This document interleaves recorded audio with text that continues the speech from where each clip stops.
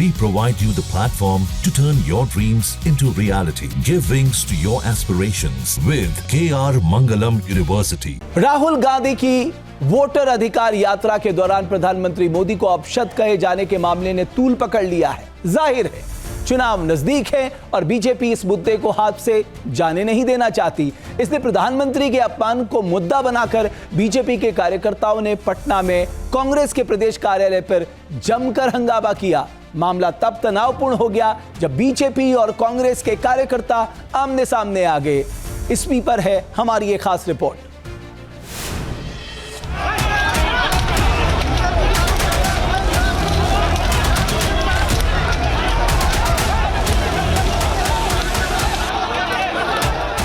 शुक्रवार सुबह बिहार कांग्रेस कार्यालय सदाकांत आश्रम जंग के अखाड़े में तब्दील हो गया जब बीजेपी और कांग्रेसी कार्यकर्ता आमने सामने आ गए।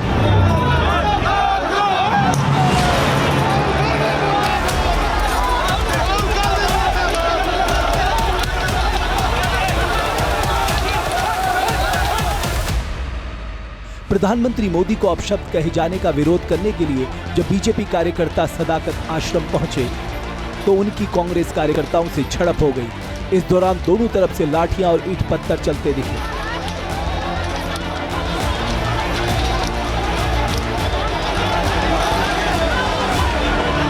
बताया जा रहा है कि एनडीए के सभी घटक दलों के नेता और कार्यकर्ता कुर्जी मोड़ से सदाकत आश्रम तक पैदल मार्च करने पहुंचे थे। प्रदर्शनकारी हाथों में मां का अपमान, कांग्रेस की पहचान लिखी हुई है तख्तियों को लिए हुए थे और राहुल गांधी के खिलाफ नारेबाजी कर रहे थे।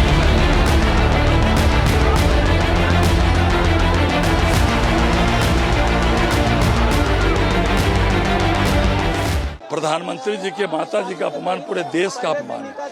आज शांतिपूर्ण हम लोगों का प्रदर्शन था। बताया जा रहा है कि एनडीए कार्यकर्ता राहुल गांधी का पुतला दहन करने वाले थे। हालांकि इससे पहले ही कांग्रेस कार्यकर्ताओं से उनकी भिड़ंत हो गई और दोनों पक्षों में जमकर हाथापाई हुई।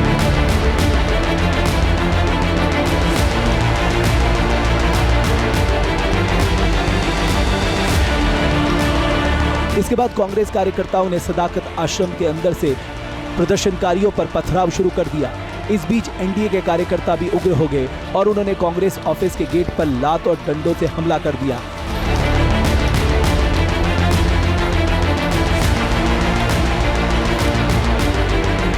इस बीच कुछ कार्यकर्ता गेट तोड़कर कांग्रेस ऑफिस में घुस गए, तोड़फोड़ शुरू कर दी।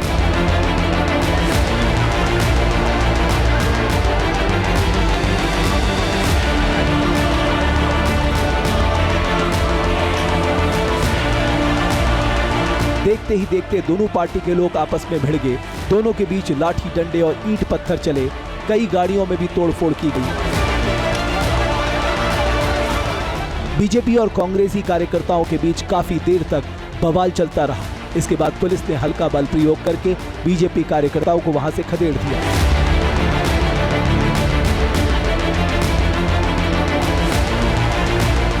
प्रदर्शन करने आए थे, शांतिपूर्ण प्रदर्शन था। कांग्रेस कार्यालय के अंदर से ईटा पत्थर चलाए जा रहे हैं, बंदूक दिखाए जा रहे हैं। तो भाजपा क्या कहता है, बंदूक और ईटा से नहीं डरता, पत्थर भी खाएगा, माथा भी फोड़ाएगा, शहीद हो जाएगा, पर इस मां के अपमान का बदला लेके रहेगा। हालांकि कांग्रेस समर्थकों ने आरोप लगाया है कि सरकार की शह पर सदाकत आश्रम में तोड़फोड़ की गई। कुछ कार्यकर्ता ये भी आरोप लगाते दिखे कि प्रशासन के लोग भी बीजेपी का झंडा लेकर तोड़फोड़ में शामिल थे। प्रशासन खुद झंडा लेके, सिपाही खुद भाजपा का झंडा लेके घुसा है। यह पूरा अरे सरकार की संलिप्तता से काम हो रहा है। नीतीश कुमार जी यह काम जो करवा रहे हैं ना, ये पूरी तरह गलत है। जो करवा रहे हैं, आप देखिए सिपाही झंडा लिए हुए हैं, भाजपा का झंडा सिपाही लिए हुए है भाई, प्रशासन का आदमी लिए हुए है। साफ गुंडागर्दी करवा रहे हैं, शीशा फोड़ दिया मेरे गाड़ी का, वहां मार दी, फोड़ दिया। बीजेपी कार्यकर्ताओं के जाने के बाद कांग्रेसी कार्यकर्ताओं ने सदाकत आश्रम के सामने अशोक राजपथ को जाम कर दिया और प्रदर्शन शुरू कर दिया। उन्होंने एनडीए कार्यकर्ताओं के खिलाफ कार्रवाई की मांग की। उनका कहना है कि बिना किसी अपराध के बीजेपी के कार्यकर्ताओं ने उन पर हमला किया और प्रदेश कार्यालय की संपत्तियों को नुकसान पहुंचाया। करीब 30 मिनट तक चले प्रदर्शन के बाद पुलिस ने सभी कांग्रेसियों को सड़क से हटाकर जाम खुलवा दिया।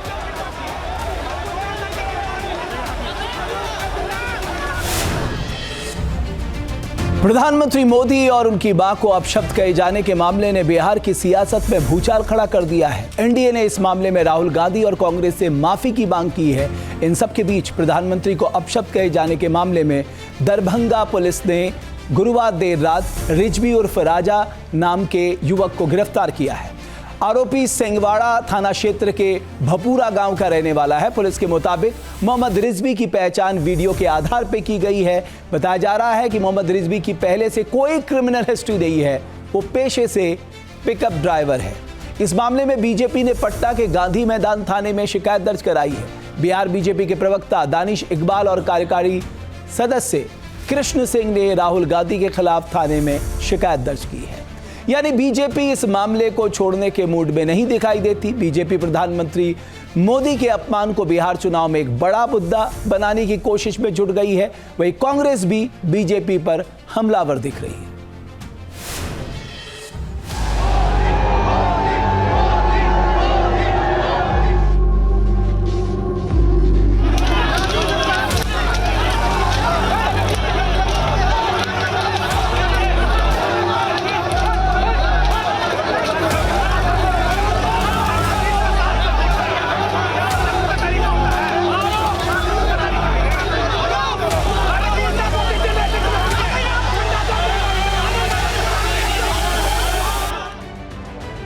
राहुल के मन से पीएम मोदी के खिलाफ अपशब्द कहे जाने से बिहार का सियासी पारा हाई हो गया है।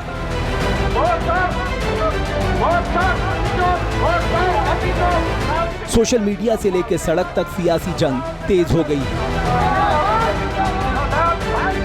पूरे मामले में सियासी खेमेबंदी दिख रही है। एनडीए और महागठबंधन के बीच तलवारें खिंच गई हैं। बीजेपी के निशाने पर कांग्रेस और उसके नेता राहुल गांधी हैं। बीजेपी नेता और केंद्रीय गृह मंत्री अमित शाह ने असम की धरती से कांग्रेस पर हमला बोला। उन्होंने पीएम मोदी को अपशब्द कहे जाने को कांग्रेस की संस्कृति बता दिया। अमित शाह ने कहा कि राहुल गांधी के मन से पीएम की स्वर्गीय माता जी के लिए अपशब्द बोलकर सबसे घृणित काम किया गया, जिसका कांग्रेस को नुकसान उठाना ही होगा।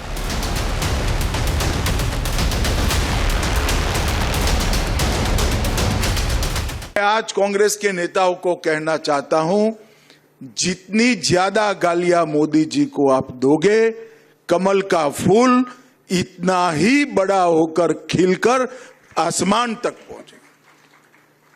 और हर चुनाव में आपने प्रयास कर दिखाए, फिर भी कुछ सीखना नहीं चाहते। हर चुनाव में गाली दिया, मुंह की खाई, और फिर विजय को झुठलाने के लिए एक घुसपैठिया बचाओ यात्रा लेकर ये निकले हैं। आग्रह भी करना चाहूंगा राहुल गांधी जी के कि जरा भी शर्म बची है तो मोदी जी की, उनकी स्वर्गीय माता जी की और देश की जनता की जरूर माफी मांगे। पीएम मोदी और उनकी दिवंगत माता को अपशब्द कहे जाने की बिहार के सीएम नीतीश कुमार ने भी निंदा की है। उन्होंने एक्स पर लिखा है, ये घटना अत्यंत अशोभनीय है, मैं इसकी निंदा करता हूं। मामला संगीन है, निशाने पर कांग्रेस है, इसलिए राहुल गांधी ने पूरे मामले पर चुप्पी साधे रखी। हालांकि उन्होंने कांग्रेस के प्रदेश कार्यालय में हुई तोड़फोड़ पर सोशल मीडिया पर पोस्ट जरूर की। राहुल ने सोशल मीडिया साइट एक्स पर लिखा है कि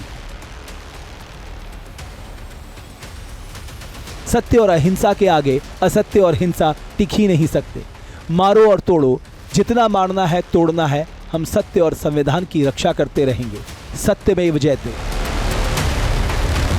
हालांकि राहुल की पार्टी ने पीएम मोदी को अपशब्द कहे जाने के पीछे साजिश की बात उछाली है। वहीं कांग्रेस की सहयोगी आरजेडी ने भाषाई गिरावट की बात करके पूरे मामले को ठंडा करने की कोशिश की है। भाई किसने की टिप्पणी? इन्हीं के एजेंट घूमते रहते हैं, करते रहते हैं बदमाशी, और फिर यही मुद्दा बनाते हैं ताकि यात्रा से ध्यान हटा सके। ये बौखलाए हुए हैं हमारी इस यात्रा से। इनकी चोरी पकड़ी गई है, इसलिए बौखलाए हुए हैं। कौन है जो गिरफ्तार हुआ है, किसका आदमी है, किसने करवाया, उससे पता लगाइए। आज जिनको पीड़ा हो रही, मैं पूछना चाहूंगा किस किस प्रकार की टिप्पणियां लालू जी पर, उनके परिवार पर, कांग्रेस की विधवा, जर्सी गाय आदि आदि बोला गया। क्या ये चिंता का विषय नहीं होना चाहिए?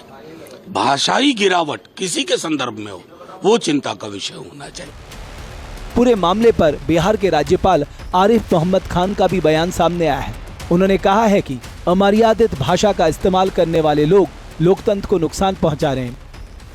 मर्यादित भाषा जिस हमारे रोजमर्रा के जीवन में भी स्वीकार्य नहीं है, तो सार्वजनिक जीवन में कैसे स्वीकार्य हो सकती है। और जो लोग ऐसा कर रहे हैं वो निश्चित तौर पर लोकतंत्र को नुकसान पहुंचा रहे हैं। और ये लोक लाज का सिद्धांत जिसके सहारे लोकतंत्र चलता है उसको ये नुकसान पहुंचाने वाला। जाहिर है लोकतंत्र और सभ्य समाज में इस तरह की भाषा की कोई जगह नहीं है। सच ये है कि जिस जगह से पीएम मोदी और इनकी माताजी के खिलाफ अपशब्द कहे गए वो राहुल गांधी का मंच था। सवाल है कि अगर कांग्रेस इस तरह की भाषा का समर्थन नहीं करती, अगर उसे इसके पीछे साजिश नजर आ रही है, तो उसने अपशब्द कहने वालों के खिलाफ अपनी तरफ से एफआईआर क्यों नहीं कराई। सवाल ये भी है क्या विवाद बढ़ने के बाद जांच की मांग करके कांग्रेस अपनी जिम्मेदारियों से बच सकती है।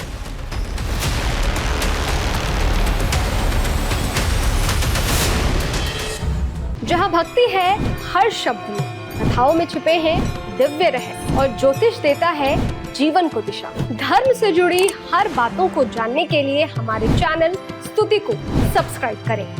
चैनल पर जाने के लिए इस लिंक पर क्लिक करें।